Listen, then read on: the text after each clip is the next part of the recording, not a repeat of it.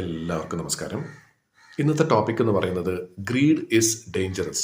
നമുക്ക് എല്ലാവർക്കും അറിയുന്ന ഒരു കാര്യമാണ്. സ്വാർത്ഥത എന്ന് പറയുന്നത് വളരെ അപകടം പിടിച്ച ഒരു കാര്യമാണ്.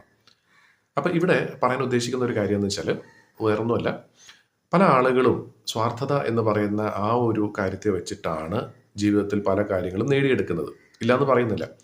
അപ്പം എനിക്ക് ധാരാളം പണം സമ്പാദിക്കണം, അല്ലെങ്കിൽ എനിക്ക് ഇന്ന ഇന്ന കാര്യങ്ങൾ നേടിയെടുക്കണം എന്നുള്ള ചിന്തയോടുകൂടി നമ്മൾ പ്രവർത്തിച്ചു കഴിഞ്ഞാൽ തീർച്ചയായിട്ടും ഇന്നല്ലെങ്കിൽ നാളെ നമുക്കത് നേടിയെടുക്കാൻ സാധിക്കും. അത് ഈ പ്രപഞ്ചത്തിൻ്റെ ഒരു നിയമമാണ്. പക്ഷേ അത് പെട്ടെന്ന് നമ്മുടെ കയ്യിൽ നിന്ന് പോകാനും സാധ്യതയുണ്ട്. കാരണം ഈ ലക്ഷ്യം, എന്തെങ്കിലും ഒരു കാര്യം നമുക്ക് നേടിയെടുക്കണമെങ്കിൽ തീർച്ചയായിട്ടും ഒരു ലക്ഷ്യം വേണം. എന്താണ് ചെയ്യാൻ ഉദ്ദേശിക്കുന്നത്, എങ്ങനെയാണ് ചെയ്യാൻ ഉദ്ദേശിക്കുന്നത് എന്നൊക്കെ നമുക്ക് മനസ്സിലൊരു ധാരണ ഉണ്ടാവണം, ഒരു പ്ലാൻ ഉണ്ടാവണം. പക്ഷേ അതെല്ലാം നേടിയെടുത്തു കഴിഞ്ഞാൽ പിന്നെ എന്താണ് എന്നതിനെക്കുറിച്ച് നമ്മൾ പലപ്പോഴും ചിന്തിക്കാറില്ല.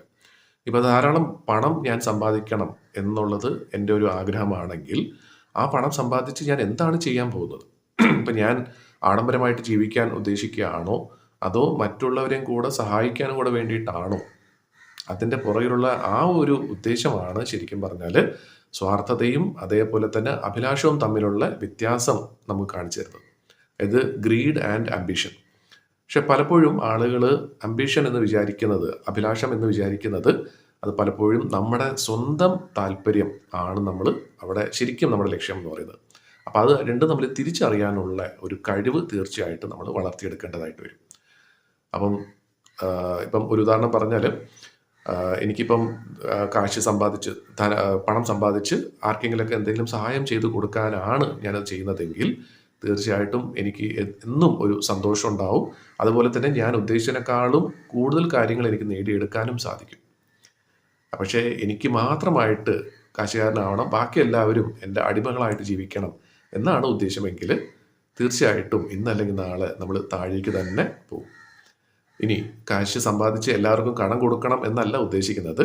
എങ്ങനെയാണോ നമ്മൾ കാശ് സമ്പാദിച്ചത് അതേപോലെ തന്നെ മറ്റുള്ളവരെയും സ്വന്തമായിട്ട് പ്രവർത്തിച്ച് ആ നിലയിൽ എത്തിക്കാനായിട്ട് സാധിക്കുന്നെങ്കിൽ അതാണ് ശരിക്കും പറഞ്ഞാൽ ഒരു നല്ലൊരു ലീഡറിൻ്റെ ഒരു ക്വാളിറ്റി. അപ്പോൾ തീർച്ചയായിട്ടും ഗ്രീഡും ആംബിഷനും, അതായത് സ്വാർത്ഥതയും അഭിലാഷവും തമ്മിലുള്ള വ്യത്യാസം തിരിച്ചറിയുക. അഭിലാഷമാണ് ശരിക്കും നമുക്ക് നിസ്വാർത്ഥമായിട്ടുള്ള ഒരു ചിന്തയാണെന്നുണ്ടെങ്കിൽ നമ്മുടെ മാത്രമല്ല, നമ്മുടെ കൂടെ ഉള്ളവരും ഉയരണം എന്നുള്ള രീതിയിലായിരിക്കും നമ്മൾ ചിന്തിക്കാൻ പോകുന്നത്. ഈ രീതിയിലും എല്ലാവർക്കും ചിന്തിക്കാൻ സാധിക്കട്ടെ.